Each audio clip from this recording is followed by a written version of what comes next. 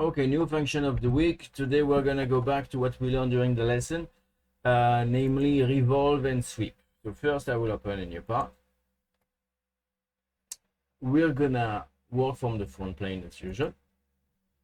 Create a new sketch. You can click on sketch. I can see the function associated with sketch, open the sketch itself. I do know that I'm in a sketch when I see the center points with the two red arrows in the center, the icons on the side, and on the top it says sketch 1 of name of part. Today we work with revolve. Revolve is the function that takes a shape and spin it around an axis. So the first thing I need to do is to place the axis. In order to place the axis, I can use a regular line or I can use a center line. It's better to use the center line since it's meant for this kind of things. And click. Okay, I think I did the reset on some functions. That's why maybe you see some additional things that you didn't see before, like this. It show me the size of the line when I was creating it. So okay, let's the first shape we're gonna do, it's if I want to make a ball, a sphere, because until now we learn how to make boxes, really tall boxes. We learn how to make holes in the box, straight holes. So now, but with the function we learn, we can't do circular shape. So this is the revolve function. So right now, see what it's doing? It's telling me the size of the circle I'm doing. That can be useful. Okay, so now when we work with revolve, there is one rule. My sketch should only be on one side of the line, not both. And right now, it's not gonna work because I have alpha sketch here and alpha sketch here. So I need to clean it up. So I go to trim entities, long click, go over, cut my circle in two. I close the shape, and now I can see with shaded sketch contour that my shape is closed. Now I do be sure, approved. So now I have a first sketch that is alpha circle, and I want it to spin around the axis in order to create a sphere. I click on features so I could see the function that allow me to create 3D shapes. And until now we used extrude base. Now I want revolve base. And that's it. It's doing it for me. Approved. And I did the ball. Simple as that. Meaning that if you want to make circular shapes, spherical buttons, for example, that's what you can do. If you want to make boxes that would be cut in half in order to put things inside, that's the base of the function. So that was the really basic version of it. It's how to make a ball. If I want this ball to be hollow, to be empty, I will go back to my sketch. So I go to the left. If I click on the little arrow, I can see which sketch is associated to the function. I can do a click on the name of the function, and it's showing me edit sketch plane. If I do right click and I get the same window, the same panel, edit sketch. Okay, now if I want this ball to be empty, I can create another circle using 3-point R, or I can do a click on the line and use the offset entities, the same function that we used in the first lesson when we learned how to duplicate the seam line into the cut line offset. Here I can tell him I want 3 mm, meaning that my ball will be 3 mm thick. Reverse, I can put the shape inside or outside. For example, I put it inside, and now I delete what I don't need. For example, this line. I will use extend to add the line to the edge. Escape on the keyboard if I want to stop that function. Trim entities. Escape, trim entities. Long click and go over through. You can see that actually right now I cut the axis. As long as I have a little piece left, doesn't matter. The computer knows where my axis is. It behaves as if this line is infinite. Okay, from the outside it looks the same. But if I use this icon here, it's showing me that I have a hollow ball, like a tennis ball or a ping pong ball. Now, if I want to print that, I can print it that way, but it would be better to cut it in half and print it into two pieces. So if I want to cut it in two halves, I ask with I can use space on the keyboard to choose to see the ball from front. Again, if you want to move your piece around, your 3D piece, you can do a, with the little wheel on your mouse, you can zoom in, zoom out. If you do a long click, now you can move your piece around. And if you do that by mistake and you want to go back to see the ball from a specific direction, so you want to put your camera in front of the object, space on the keyboard and choose the center cube. Now I'm front. So I can go back to front. If I want to cut, I go to the cut function, which is extra cut. And here I can make a simple line or a rectangle.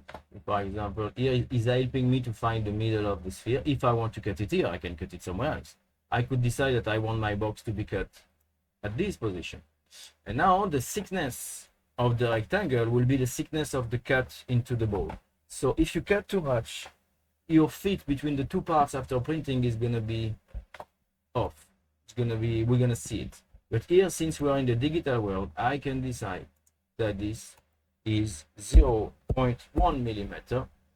That is virtually nothing, and approve. Now it's going to ask me how much do I want to cut.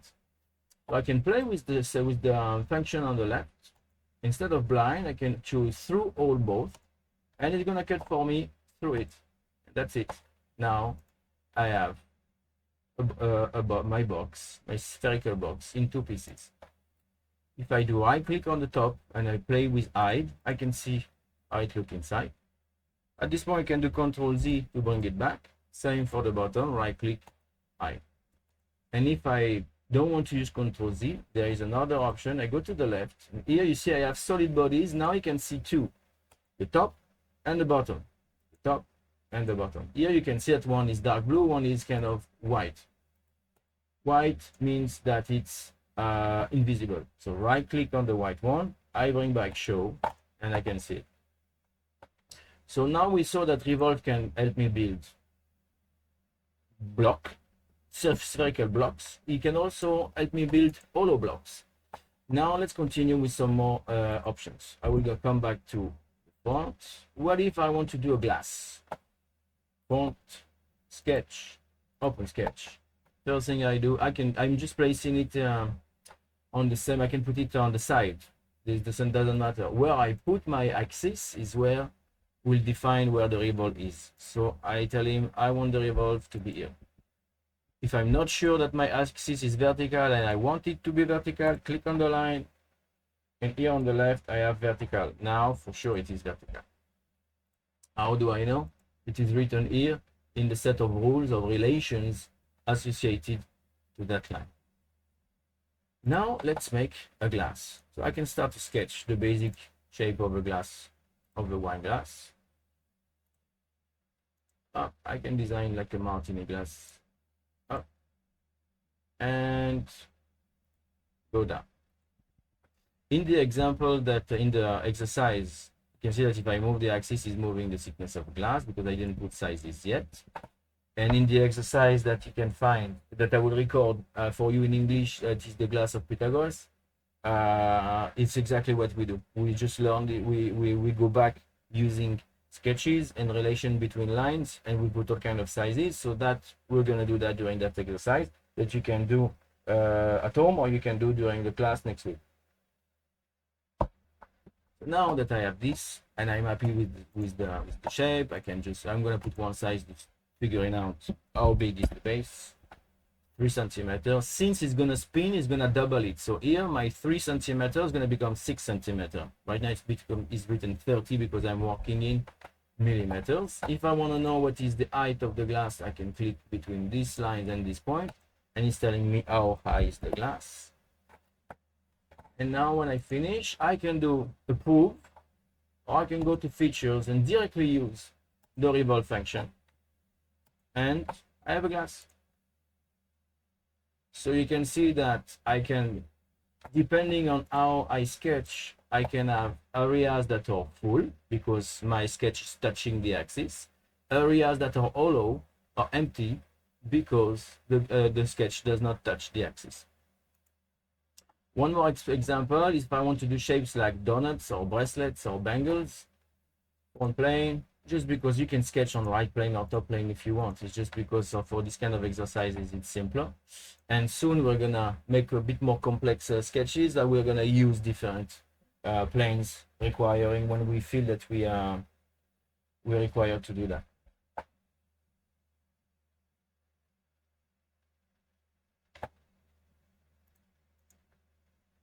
So I'm gonna make a new sketch. And now let's see if I want to do donuts. As simple as that my circle does not touch at all the line. So if I put a few circles on the top of each other, yeah, actually is helping me too much by adding too many relations. So if you want to do kind of like 70s pop type accessories, you can just put a bunch of circles on top of each other. Remove the lines in between. If not, the software is not gonna know which area you want to work. You want to work with. Pictures, Revolve. And now I get funny shapes, donutty shapes, either color, these accessories. You could transform that into bangles, into bracelets and earrings, depending on the size. Because here we see it huge, but if you do that small, could be earrings, could be a way of like putting fabric through to lock it. So that's fine. This is really another basic function that allow me to do all kind of cool shapes.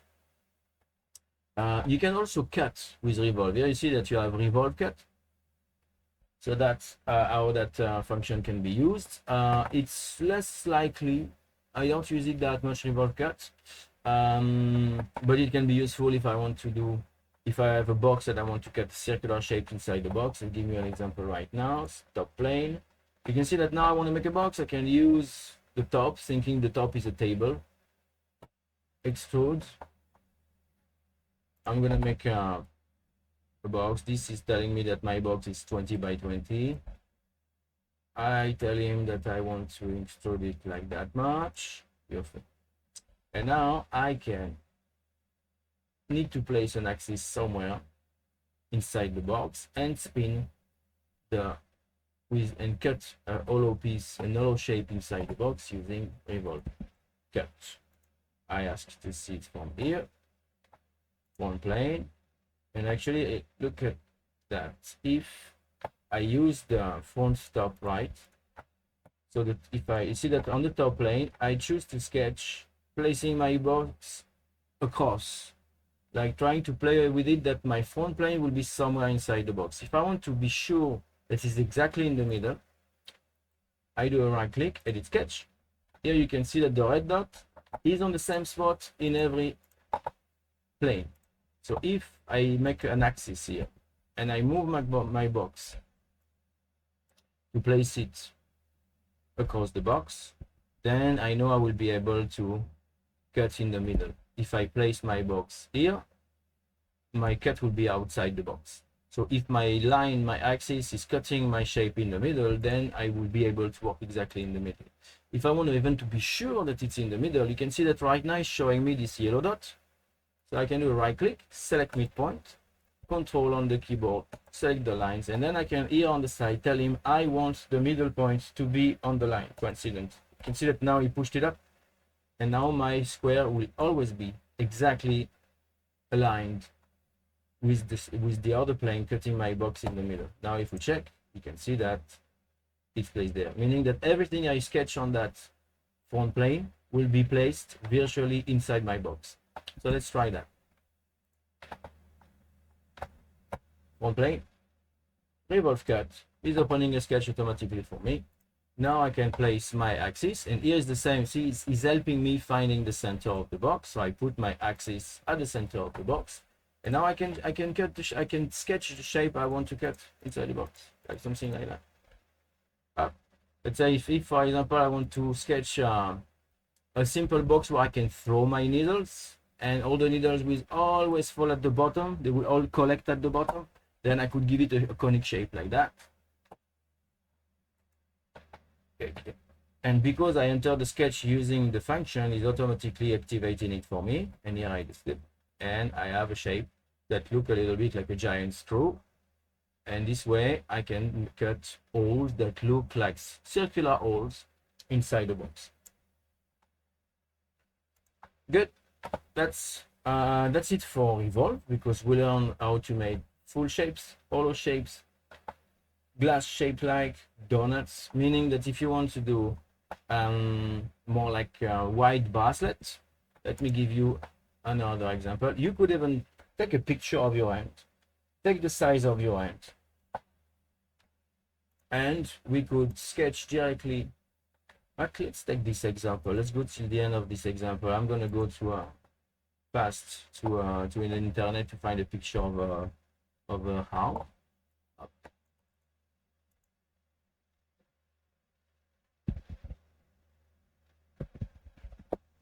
And so you go to pictures.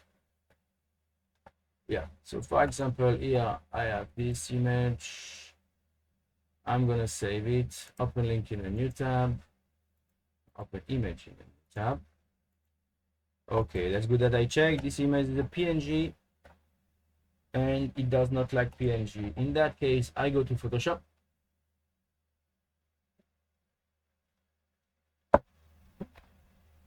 And I will just change the format.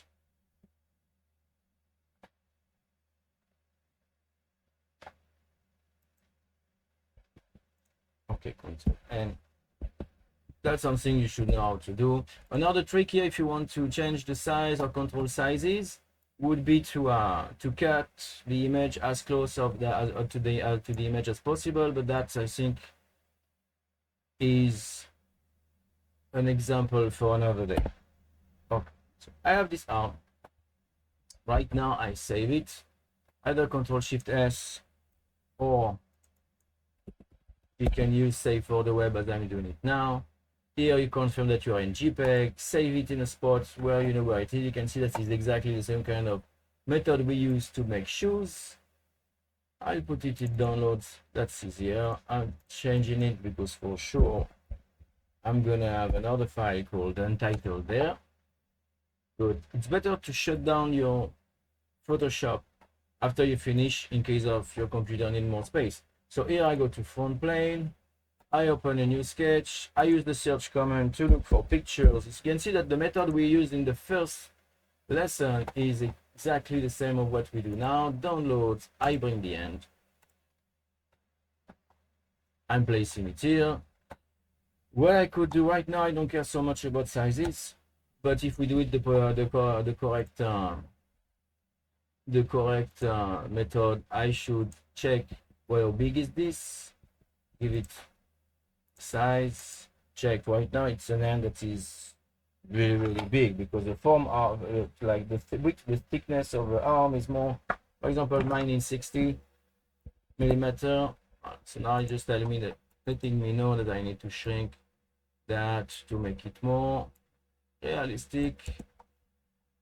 Then I'm using the wheel on the mouse to shrink to zoom in on the image. Okay. Knowing that if I want to make an armband, I should not be smaller than this. So now I can do escape to get out of the image, click on the line for construction. So this is just a reference for me to get the size. I could delete it now, so now that I finish and I know that I put my hands to the correct size. And I can put an axis.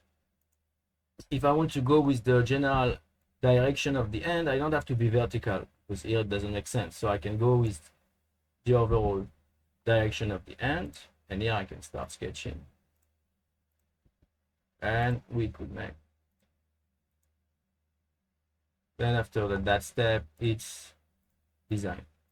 So I'm just gonna make some random shapes just to show you the effect of it. So I have a shape, I have an end, and I want to make it spin, not knowing that my end is not perfectly circular.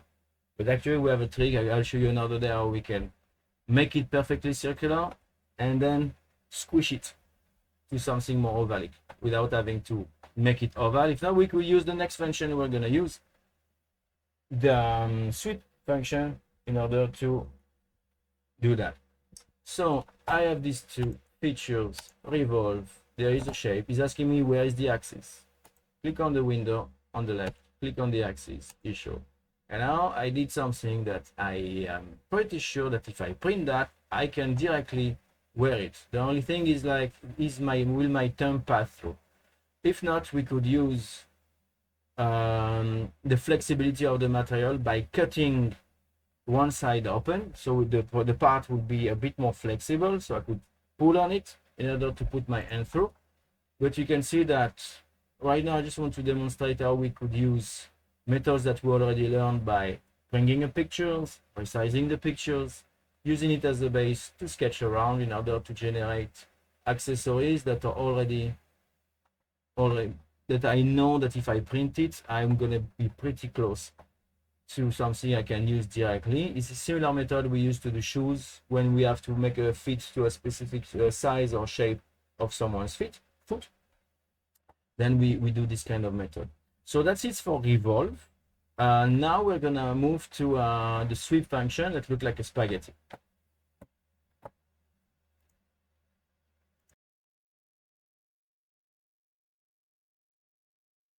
It's fairly simple function, but really powerful one once you understand how it works. So I'm gonna make a new file part.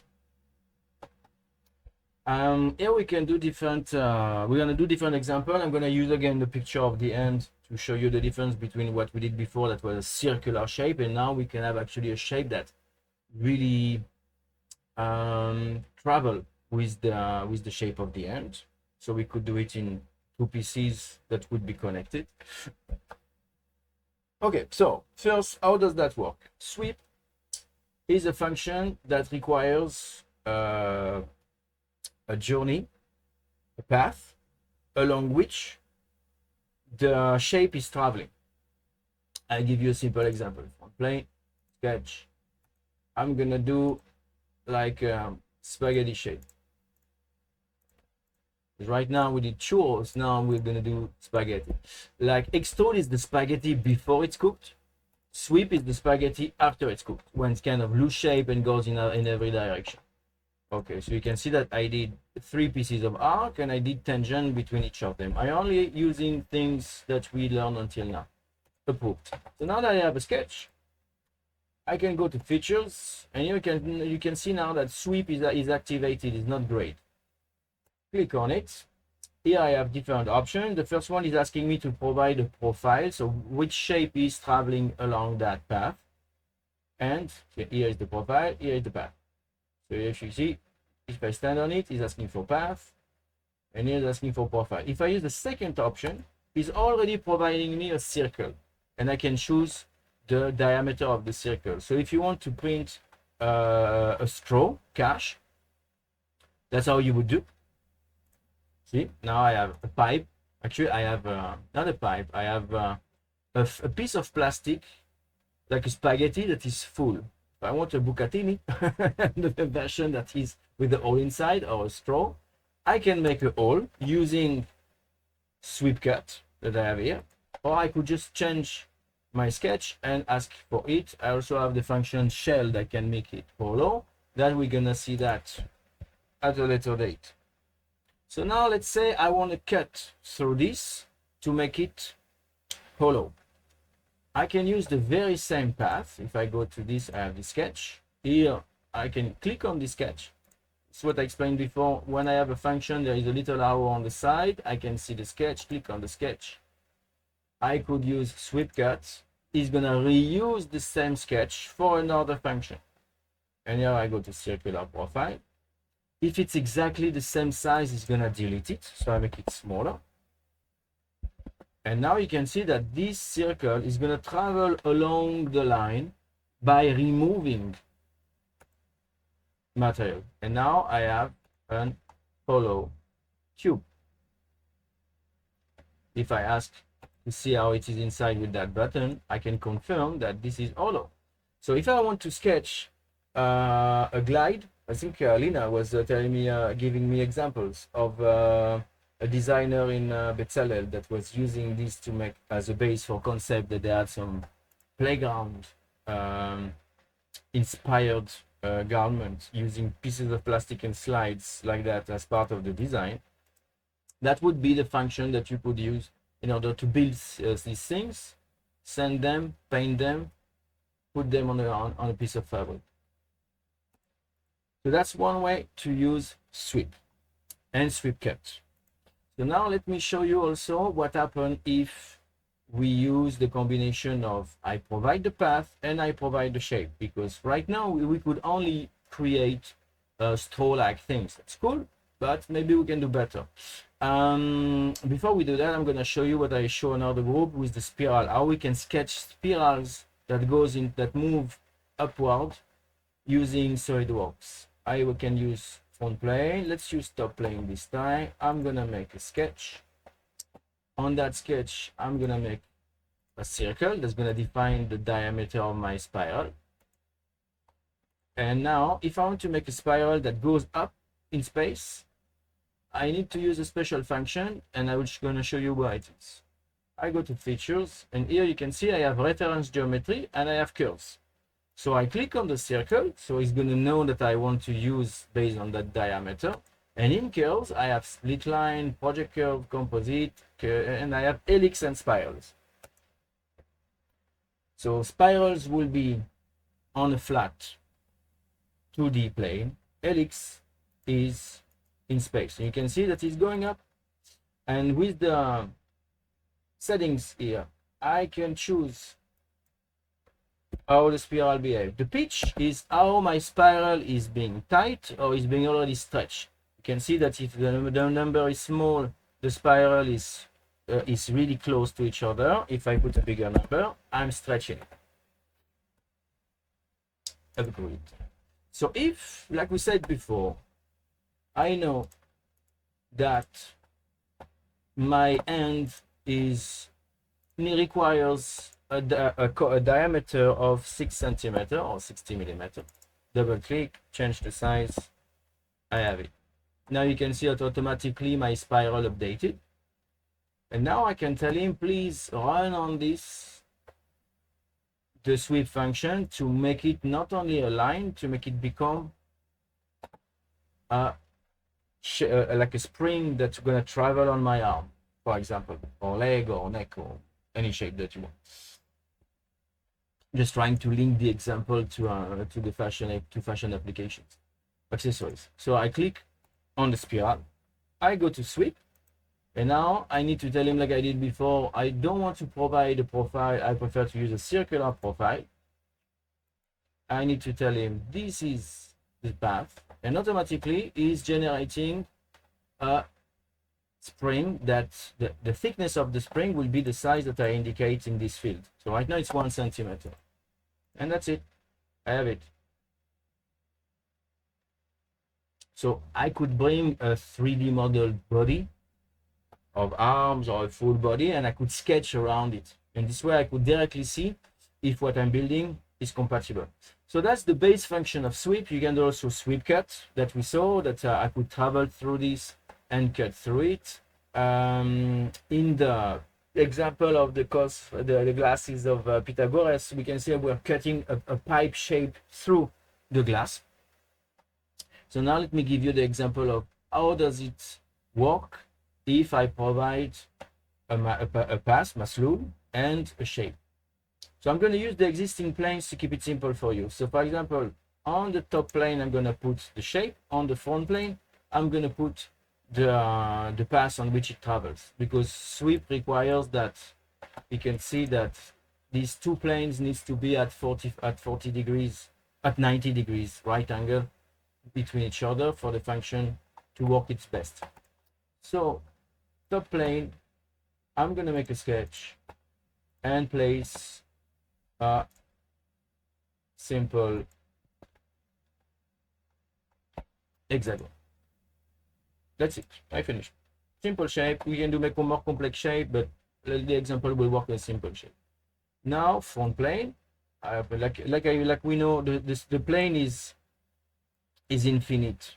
So it's not because my rectangle was not cutting my shape that I can't sketch there. See, I can move my plane to be sure that it cut my shape if it helped me understand what I'm doing. And I will sketch on this plane.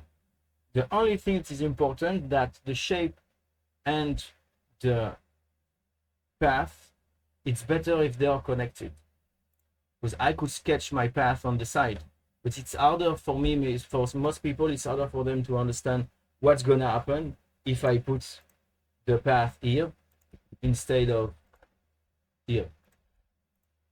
So it's easier for me to, if I make a pipe, it's better that the pipe is traveling directly on the path I sketch. It's not a must, but it's easier. If I want to delete the shape, click on the shape, delete on the keyboard with the key written on it, delete. And now if I have this, that could work with the spiral. That method that we are doing. Tangent. Why I'm doing tangent? Because that function usually tends to work better when everything is smooth. I'm gonna show it on purpose when it's not, because sometimes it creates problems when the angle is too sharp, but you will see the difference between the effect we're getting. And I finished. If my shape is too big for the movement on the path, it's gonna warn me that you can't make it work, but start to play with the function, you're gonna understand really fast what works, what doesn't. And again, this computer is there to help us make real parts in the real world. So every time he can see that we're going to build something that is wrong or that cannot be produced, he's gonna warn us this is not possible. So now I need to tell him to use this and that. I can activate the function and by hand tell him what to do, or I can control. I can select both sketches. Either I can do this or I can do control on the keyboard and select the two sketches, the path and the shape, sweep, and the hexagon is traveling on the shape. So right now it's a bit thick, and that's where we get the feel of the chores. If I make specific shapes, that's a matter of design of what movement is supposed to do. But for example, if you want, you did, I remember seeing Pierre working on a piece with a lot of movement, and we could print the internal support to help the fabric go upward against gravity, and help the ribs that you're putting inside the corset or inside the shape in order to guide the fabric, especially when it's heavy fabric. So we could print specific support that have a specific movement. So that would be the function to use. So we could model the piece you want to build around a digital mannequin, and then print exactly the plastic tube, the plastic pipe, the plastic guide that you could put into your garment. Now let me show you a cool trick. If I use shapes with sharp angle, I will do right click, edit. If I go to options, it's offering me, do you want to twist your shape along the path? And if I tell him yes, and I want to specify, yeah, that's why I say like, no, you can't, it must have a smooth path. Okay, start to try again. So I'm gonna do that. I'm gonna go to this, and I can always put a fillet and proof. Now I have a smooth path. Told you that he would ask for it. I didn't expect it would be that soon. So right click after I smooth the path, edit features. I go to twist. I want to specific value. And here, every time I tell him 360, that is one turn, you can already see that he's spinning. You can start to get a feel of that he's spinning the shape around it. 720, making 2 turns between the beginning and the end. And the more you put, the more effect you get. And that's it. We created a shape within a few clicks. That in metal would take a few hours to do, and we can do it in 5 minutes on this software, and a few more hours depending on the size, 1 hour, half an hour, and you have it in plastic. So you could make buttons with this shape, you could make guides, you could make accessories, bracelets, necklace, earrings, headpiece. That's your job. But that's mine to teach you how to build it and how to design with it, and that's up to you to have curiosity, creativity, and the sky is the limit. So that's how this function works. Simple as that. So now I'm gonna make the recording for you of the in English of the Pythagoras glass. I'm just gonna open fast so you could see what I'm talking about. As if you were at the last lessons, we actually looked at it. So I'm gonna show it to you, Pythagoras. Yep.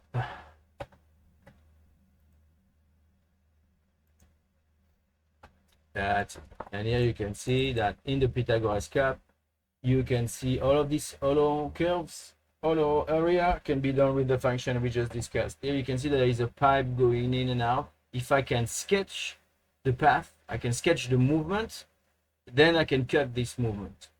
And here you can see it. So actually you can print that glass and it actually works. So in the next video, we're gonna learn how to do that.